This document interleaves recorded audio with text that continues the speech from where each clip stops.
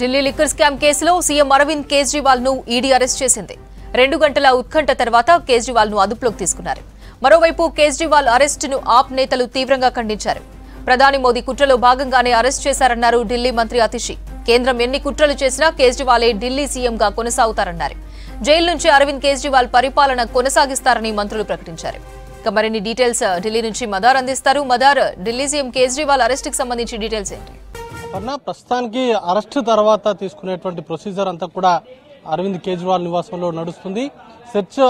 Searches చేశారు కాబట్టి వాటికి సంబంధించిన పంచనామా అనేది కూడా ఇస్తారు.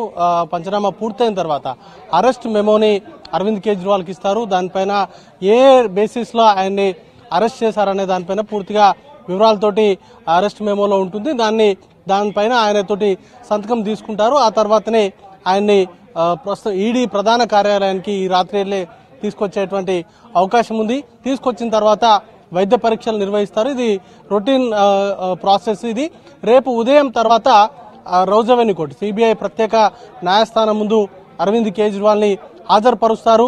లిక్కర్ స్కామ్ కు సంబంధించి ఆయన్ని ఏ బేసిస్ నా అదుపులోకి తీసుకున్నారు, ఎవరెవరి వాంగ్మూలాలు ఆయనకు వ్యతిరేకంగా ఉన్నాయి, అలాగే ఇప్పటి వరకు అటాచ్ చేసినటువంటి అమౌంట్స్ కావచ్చు, లేకపోతే ఎక్కడెక్కడ సెర్చ్ చేశారు ఏంటి అనే దానిపైన పూర్తి వివరాలను రౌజ్ అవెన్యూ కోర్టు ముందు ప్రవేశపెట్టిన తర్వాత వాటిని ఈడీకి సంబంధించిన న్యాయవాదులు వెల్లడిస్తారు. ప్రస్తుతానికైతే అరవింద్ కేజ్రీవాల్ నివాసం వద్ద అయితే కొంత ఉద్రిక్తకరమైనటువంటి పరిస్థితి ఉంది.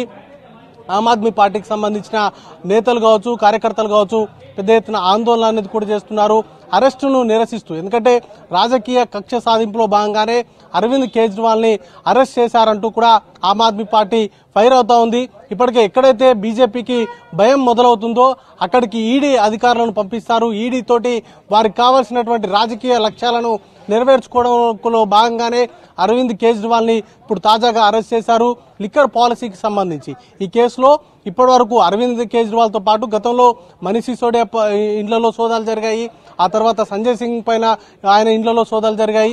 దేశవ్యాప్తంగా ఇంకా ఈ కేసుకు సంబంధం ఉన్నటువంటి చాలా మంది నిందితుల ఇండ్లలో సోదాలు నిర్వహించినప్పటికీ ₹1 కూడా దొరకలేదు. అయినప్పటికీ అరవింద్ కేజ్రీవాల్ ని కావాలనే లక్ష్యంగా చేసుకొని, ఎందుకంటే ఆమ్ ఆద్మీ పార్టీ చాలా బలంగా ఉంది, ఇతర రాష్ట్రాల్లో కావచ్చు, లేకపోతే బీజేపీకి ఢీకొట్టేటువంటి పార్టీగా ఆమ్ ఆద్మీ పార్టీ ఉంది కాబట్టి దాన్ని కట్టడి చేయాలంటే ఆమ్ ఆద్మీ పార్టీకి సంబంధించిన కీలక నేతల్ని కట్టడి చేయాలి. దానిలో భాగంగానే ఈ అరెస్ట్ చేసినట్లుగా ఆమ్ ఆద్మీ పార్టీకి సంబంధించిన నేతలు ఆరోపిస్తున్నారు. దీనిపైన లీగల్ ఫైట్ అనేది కూడా కొనసాగించబోతున్నట్లుగా ఆమ్ ఆద్మీ పార్టీకి సంబంధించిన నేతలు చెప్తా ఉన్నారు. అపర్ణ.